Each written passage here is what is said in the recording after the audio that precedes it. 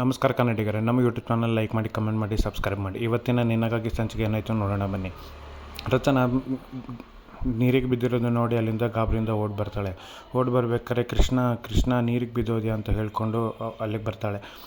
ಅಲ್ಲಿ ಅಕ್ಕಪಕ್ಕದಲ್ಲಿರೋರೆಲ್ಲ ಮಗು ನೀರಿಗೆ ಬಿದ್ದೋಗಿದೆ ಕಾಪಾಡಿ ಅಂತ ಕಿಚ್ಕೋತಾ ಇರ್ತಾರೆ.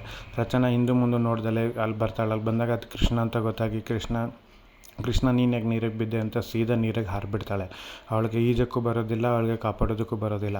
ಆದರೆ ಕೃಷ್ಣನ ಮೇಲಿರೋ ಪ್ರೀತಿಯಿಂದ ಅವಳು ನೀರಿಗೆ ಹಾರಿಬಿಡ್ತಾಳೆ. ನೀರಿಗೆ ಹಾರಿ ಹೇಗೋ ಕೃಷ್ಣನ ಹತ್ರ ಅಲ್ಲಿ ನೀರಲ್ಲೇ ಹೋಗ್ತಾಳೆ. ಅಲ್ಲಿ ಅವಳು ಹೋಗ್ಬೇಕಾದ್ರೆ ಇಲ್ಲಿ ಜೀವನೂ ಕಲ್ಯಾಣಿ ಹತ್ರ ಬರ್ತಾನೆ. ಕಲ್ಯಾಣಿ ಹತ್ರ ಬಂದಾಗ ಜೀವ ಬರ್ಬೇಕಾದ್ರೆ ಅಲ್ಲಿರೋರು ಅಕ್ಕಪಕ್ಕದವರೆಲ್ಲ ಕಿಚ್ಕೋತಾ ಇರ್ತಾರೆ. ಅಮ್ಮ ಮಗಳಿಬ್ಬರು ನೀರಿಗೆ ಬಿದ್ದೋಗಿದ್ದಾರೆ, ಕಾಪಾಡಿ ಯಾರಾದರೂ.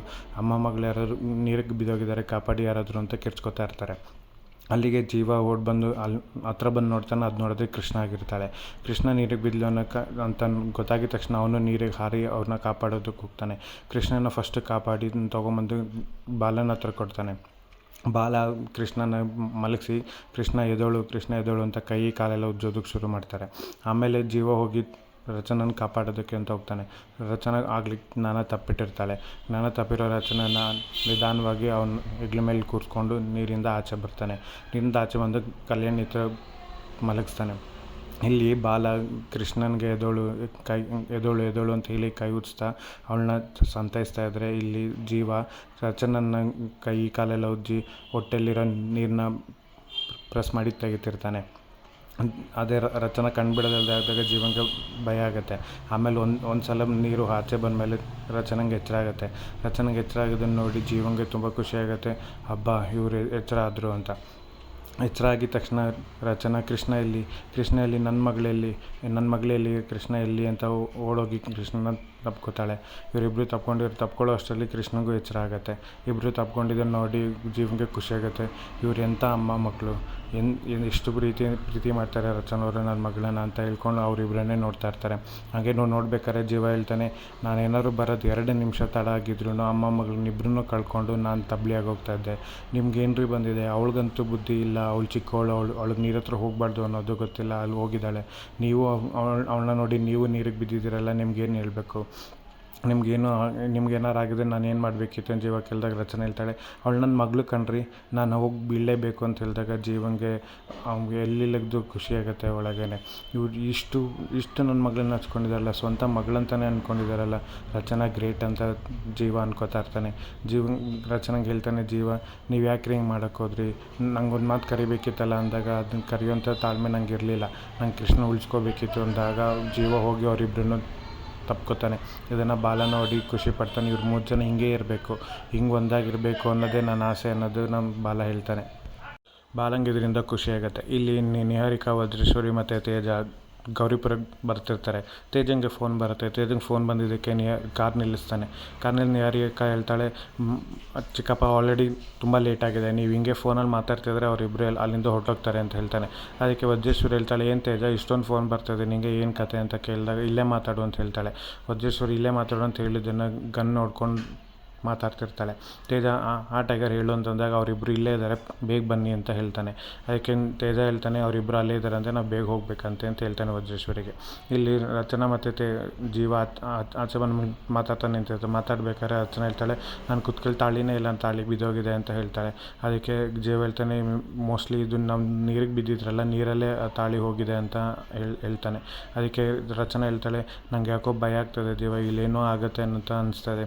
ಯಾಕೋ ಇವತ್ತಿನ ದಿನವೇ ಚೆನ್ನಾಗಿಲ್ಲ, ಬೆಳಗ್ಗೆಯಿಂದ ನನಗೆ ಹಂಗಾಯಿತು, ಇಲ್ಲಿ ಕೃಷ್ಣಂಗೆ ಹೀಗಾಯಿತು, ನಾವಿಬ್ಬರು ಮತ್ತೆ ನೀರಿಗೆ ಬೀಳೋಂಗಾಯಿತು, ಹಂಗೆ ಮತ್ತೆ ನಾನು ತಾಳಿ ಹೋಗಿದೆ, ನಂಗೆ ಯಾಕೋ ತುಂಬ ಭಯ ಆಗ್ತದೆ, ಇಲ್ಲೇನೋ ಆಗಬಾರ್ದಾಗತ್ತೆ ಅಂತ ಅನಿಸ್ತದೆ, ಇಲ್ಲಿಂದ ಫಸ್ಟ್ ಹೋಗೋಣ ಅಂತ ಹೇಳ್ತಾಳೆ. ಅದಕ್ಕೆ ಜೀವ ಹೇಳ್ತಾನೆ, ಯಾಕೆ ಇಷ್ಟೊಂದು ಹೆದರ್ಕೋಬೇಡಿ, ಏನೂ ಆಗೋಲ್ಲ ನೀವು ಅಂದ್ಕೊಂಡಂಗೆ. ಇಲ್ಲ ಜೀವ, ನಂಗೆ ತುಂಬ ಅನಿಸ್ತದೆ ಇಲ್ಲೇನೋ ಆಗುತ್ತೆ ಅಂತ, ಫಸ್ಟ್ ನಾವು ಇಲ್ಲಿಂದ ಹೋಗಬೇಕು ಅಂತ ಹೇಳಿದಾಗ ರಚನಾ ಬಂದು ಜೀವನ ತಪ್ಕೋತಾಳೆ.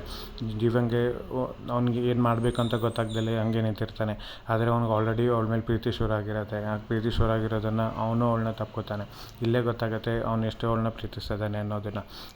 ಇಲ್ಲಿ ಜೀವ ರಚನನ ಜೊತೆ ಚೆನ್ನಾಗಿರೋದನ್ನ ಬಾಲ ದೂರದಿಂದ ನೋಡ್ತಿರ್ತಾನೆ. ಆ ಬಾಲ ನೋಡ್ತಿರೋದನ್ನು ಖುಷಿ ಪಡ್ತಾನೆ. ರಚನಾ ಹಂಗೆ ಹೇಳಿದ್ದಕ್ಕೆ ಜೀವ ಹೇಳ್ತಾನೆ, ನೀವೇನು ತಲೆ ಕೆಡಿಸ್ಕೋಬೇಡಿ, ನಾನು ನಿಮ್ಮ ಜೊತೆ ಇರೋವರೆಗೂ, ಇಲ್ಲ ನೀವು ನನ್ನ ಜೊತೆ ಇರೋವರೆಗೂ ನನಗೇನೂ ಆಗೋದಿಲ್ಲ. ನಂಗೆ ಆಗೋದಕ್ಕೆ ನನಗೇನೂ ಆಗೋಲ್ಲ ಅಂತ ಹೇಳ್ತಾನೆ. ಆಗ ರಚನಾ ಅದನ್ನು ಕೇಳಿ ತುಂಬ ಖುಷಿ ಪಡ್ತಾಳೆ.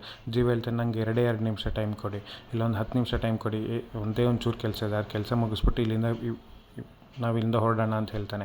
ಆಯ್ತು, ಅದು ಜೀವ ಅಲ್ಲಿ ಸ್ವಲ್ಪ ದೂರ ಹೋದ್ಮೇಲೆ ಹೇಳ್ತಾನೆ, ಕೃಷ್ಣ ಅಂದ್ಕೊಂಡಿದ್ದ ದಿನ ಇವತ್ತು ಬಂದಿದೆ, ಕೃಷ್ಣನ ಆಸೆನ ಇವತ್ತು ನಾನು ನೆರವೇರಿಸ್ತೀನಿ ಅಂತ ಹೇಳ್ತಾನೆ. ಜೀವ ಬಂದು ದೊಡ್ಡಣ್ಣನ ಹತ್ರ ಮಾತಾಡೋಕ್ಕೆ ಅಂತ ಬರ್ತಾನೆ. ಅಷ್ಟರಲ್ಲಿ ದೊಡ್ಡಣ್ಣ ಫೋನಲ್ಲಿ ಮಾತಾಡ್ತಿರ್ತಾನೆ. ನೀನೇ ತಲೆ ಕೆಡ್ಸ್ಕೊಬೇಡ ಮಗ, ಇಲ್ಲೊಬ್ಬ ಸಿಕ್ಕಿದ್ದಾನೆ, ಅವ್ನಿಗೆ ಹೇಳಿದ್ದೀನಿ ರಚನಾ ನಾನು ನಿನ್ನ ಜೊತೆ ಮದುವೆ ಮಾಡ್ತೀನಿ ಅಂತ, ನೀನೇನೋ ಮಾಡ್ಕೊಳ್ಳೋದಕ್ಕೆ ಹೋಗಬೇಡ, ನೀನೇನೋ ತಲೆ ಕೆಡ್ಸ್ಕೊಬೇಡ, ಅವನು ಕೈ ತೆಗಿಯೋಕ್ಕೂ ಸರಿ, ಕಾಲು ತೆಗಿಯೋಕ್ಕೂ ಸರಿ, ಹಂಗೇನ ಕೇಳಿಲ್ಲ ಅಂದರೆ ತಲೆನೂ ತೆಗಿತೀನಿ ಅಂತ ಹೇಳ್ತಾನೆ. ಇದನ್ನು ಜೀವ ಹಿಂದೆಯಿಂದ ನಿಂತ್ಕೊಂಡು ಕೇಳಿಸ್ಕೊತಾನೆ. ಫೋನ್ ಆಗಿದ ತಕ್ಷಣ ದೊಡ್ಡಣ್ಣ ತಿರುಗಿ ನೋಡ್ತಾನೆ, ಜೀವ ಅಲ್ಲೇ ಇರ್ತಾನೆ. ದೊಡ್ಡಣ್ಣ ನೀನೇನಪ್ಪ ಇಲ್ಲಿ ಅಂತ ಕೇಳಿದಾಗ, ಇಲ್ಲ ಸರ್, ನನಗೆ ರಚನಾ ಮತ್ತು ಕೃಷ್ಣ ಇಬ್ಬರು ನೀರಿಗೆ ಬಿದ್ದೋಗಿದ್ರು, ನಾನು ಅವನ್ನ ಕಾಪಾಡ್ಬಿಟ್ಟು ಬರ್ತಾಯಿದ್ದೀನಿ ಅಂತ ಹೇಳ್ತಾನೆ. ರಚನಾ ಆರಾಮಾಗಿದ್ದಾಳಲ್ವ ಅಂತ ಕೇಳಿದಾಗ, ರಚನಾ ಮತ್ತು ಕೃಷ್ಣ ಇಬ್ಬರು ಆರಾಮಾಗಿದ್ದಾರೆ ಅಂತ ಹೇಳ್ತಾನೆ. ಅವರಿಬ್ಬರು ಆರಾಮಾಗಿದ್ದರೆ ಸರಿ, ಎಂಥ ಹುಡುಗಿ ಒಂದು ಮಗು ನೀರಲ್ಲಿ ಬಿದ್ದನ್ನು ಕಾಪಾಡೋಕೆ ಹೋಗಿ ಅವ್ರ ಪ್ರಾಣನೇ ನೆಕ್ಕಿಸಲು ಹೋಗಿದ್ದಾಳೆ ಅಂತ ಅಂದರೆ, ಇಂಥವಳು ಹುಡುಗಿ ನಮ್ಮನೆ ಸೊಸೆಯಾಗಿ ಬಂದರೆ ನಮ್ಮನೆ ನಂದಗೋಕಲ ಆಗುತ್ತೆ ಅಂತ ಹೇಳ್ತಾನೆ. ಆಗ ಜೀವ ಹೇಳ್ತಾನೆ, ಇಲ್ಲ ಸರ್, ರಚನಾಗೆ ನಿಮ್ಮ ಮಗನ ಮದುವೆ ಆಗೋದಕ್ಕೆ ಇಷ್ಟ ಇಲ್ವಂತೆ, ಇದನ್ನು ಇಲ್ಲಿಗೆ ಬಿಟ್ಬಿಡಿ ಅಂತ ಹೇಳ್ತಾನೆ. ಅದಕ್ಕೆ ದೊಡ್ಡಣ್ಣ ಹೇಳ್ತಾನೆ, ಅದೆಲ್ಲ ನಂಗೆ ಗೊತ್ತಿಲ್ಲ, ನೀನೇ ರಚನೆಯನ್ನು ಹೇಳಿ ಒಪ್ಪಿಸಿ ನನ್ನ ಮಗನ ಜೊತೆ ಅವಳು ಮದುವೆ ಆಗೋಂಗೆ ಮಾಡಬೇಕು ಅಂತ ಹೇಳ್ತಾನೆ. ಇದು ದೊಡ್ಡಣ್ಣ ಹೇಳಿದ್ದಕ್ಕೆ ಜೀವಂಗೆ ಏನು ತಡೆಯೋಕ್ಕಾಗ್ದಲೆ ಅವ್ನು ಒಳಗಿರೋಂಥ ಪ್ರೀತಿನ ಆಚೆ ವ್ಯಕ್ತಪಡಿಸ್ತಾನೆ. ಸರ್, ದಯವಿಟ್ಟು ನನ್ನ ರಚನೆ ದೂರ ಮಾಡಬೇಡಿ, ನಾನು ಕೈ ಮುಗ್ದು ಕೇಳಿದ್ರೆ ನನ್ನ ಮೇಲೆ ಅವ್ರ ಮೇಲೆ ಈಗ ನನಗೆ ಎಷ್ಟು ಪ್ರೀತಿ ಇರೋದ್ರೆ ನನಗೆ ಈಗ ಸ್ವಲ್ಪ ಹೊತ್ತು ಮುಂಚೆನೇ ನಂಗೆ ಗೊತ್ತಾಗಿದ್ದು, ದಯವಿಟ್ಟು ಅವನ್ನ ಬೇರೆ ಮಾಡಬೇಡಿ, ಇದನ್ನೇ ನಾನು ನಿಮ್ಮನ್ನ ಕೇಳ್ಕೊಳ್ಳೋದು, ಇದು ಬಿಟ್ಟು ನಾನು ನಿಮಗೇನು ಕೇಳ್ಕೊಳ್ಳೋದಿಲ್ಲ ಸರ್ ಅಂತ ಜೀವ ದೊಡ್ಡಣ್ಣನ ಕೇಳ್ತಾನೆ.